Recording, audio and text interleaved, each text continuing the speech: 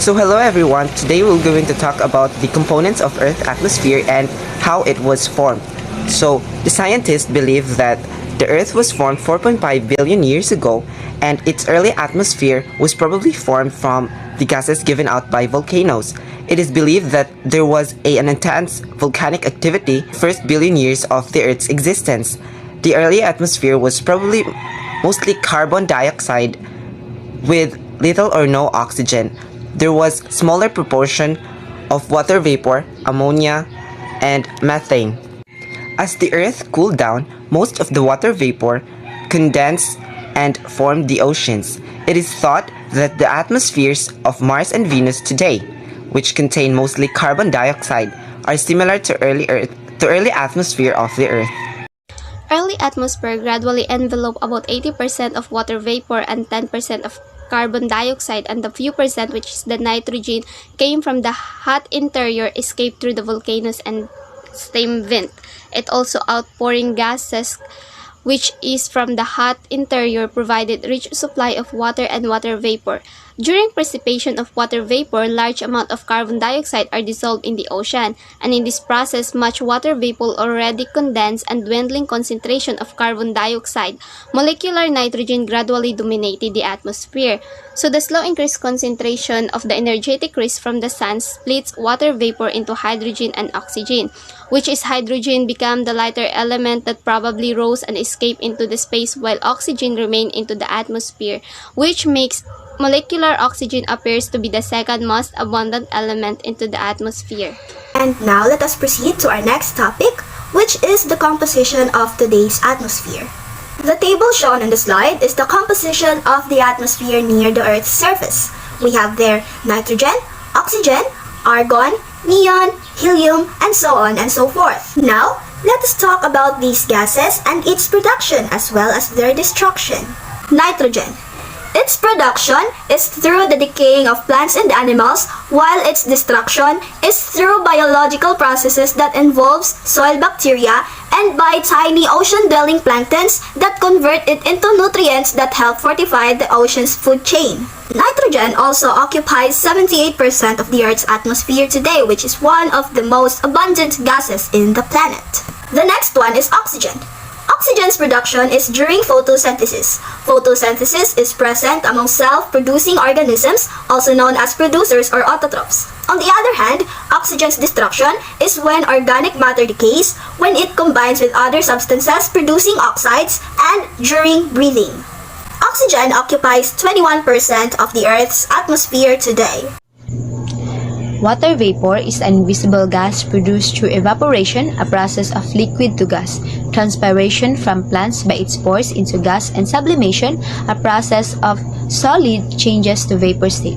It will become visible when it falls back to the earth through condensation and precipitation that will transform into larger, solid or liquid particles such as rain and snow. It is an important source of atmospheric energy as it releases latent heat that changes the state of the substance. It is also a potent gas that takes back outgoing radiant energy to return on Earth's atmosphere. Likewise, in carbon dioxide, it also traps a portion of Earth's outgoing energy to remain on Earth. Carbon dioxide increases its concentration over the past years that warmed the Earth about 1.0 degrees Celsius because as the carbon dioxide increases, so is the Earth's temperature. Hello everyone, good day. So this time I will discuss to you the carbon dioxide or the CO2, which is one of the variable components of the Earth's atmosphere. So now let's proceed to this graph. This graph shows us an atmospheric CO2 measured at Mauna Loa, Hawaii during 1950 to 2010. So the next one, variable gases in Earth's atmosphere, is the CH3 or the methane. It is one of the most potent greenhouse gases in Earth's atmosphere. Even so, methane plays a much greater role in warming the planet. So the production of methane happens through breakdown of plant materials, wet oxygens, the biological activity, biochemical reactions, and natural gas. So the destruction of methane happens through oxidation. So let's proceed to nitrous oxide. which is one of the variable gases in Earth's atmosphere and also naturally present in the atmosphere as a part of Earth's nitrogen cycle. The CFC, or the chlorofluorocarbon, represents as a group with greenhouse gases and widely used as propellants in spray cans, at one time used as refrigerants, propellants for blowing a plastic foam and insulations, and solvent for cleaning electronic microcircuits. Composition of today's atmosphere. Chlorofluorocarbons. Chlorofluorocarbons are non-toxic, non-flammable chemicals containing atoms of carbon, chlorine, and fluorine. Hydrofluorocarbons and halogens destroys the Earth's protective ozone layer, which shield the Earth from harmful UV rays. It also traps heat as greenhouse gases. Ozone. The ozone layer in the stratosphere absorbs a portion of radiation of the sun, preventing it from reaching the Earth's surface. It also absorbs the portion of UV light called UVB, the primary ingredient of photochemical smog, which irritates the eyes and throat and damages vegetation.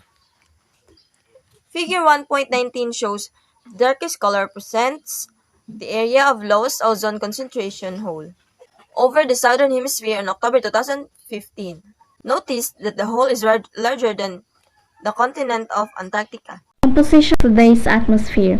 Impurities from both natural and human sources are also present in the atmosphere.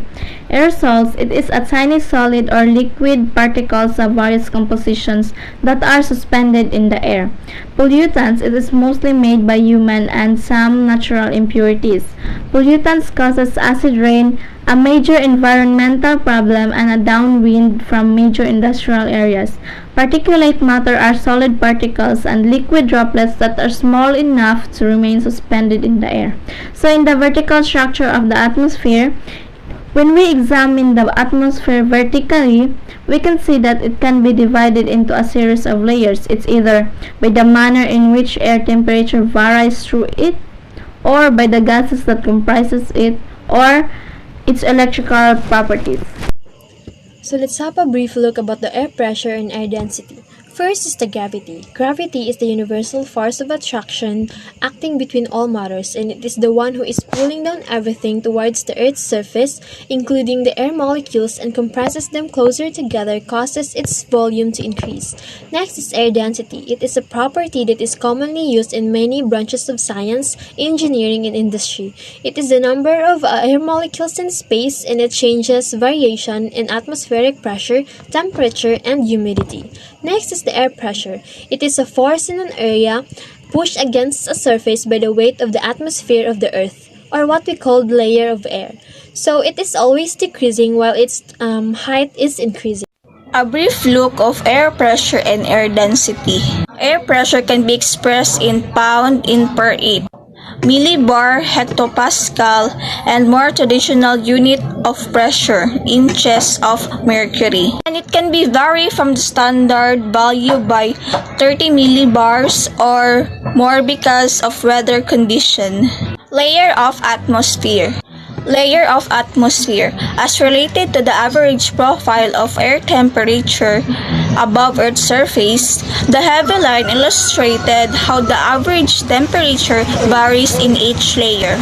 Layer of atmosphere, the lapse rate, the rate in which air temperature decreases with height, and the temperature invasion, condition where air temperature increases with height may occur occasionally.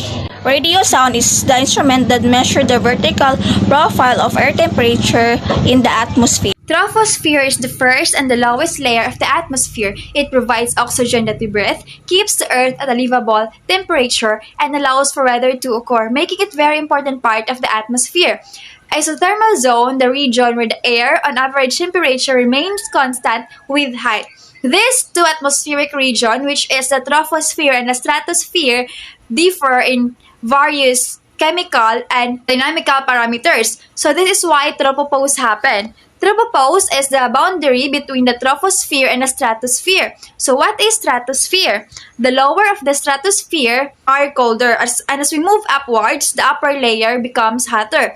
This fall in temperature in the stratosphere as we move upward is called temperature inversion. Therefore, there are two different layers or strata of temperature in the stratosphere, colder and warmer. So this is the reason why stratosphere name is given. So the mesosphere is the layer in which air is extremely thin and the atmospheric pressure is quite low, and its top is known as the coolest layer of the atmosphere. In here, you need an oxygen breathing equipment because this layer contains quite low oxygen molecules.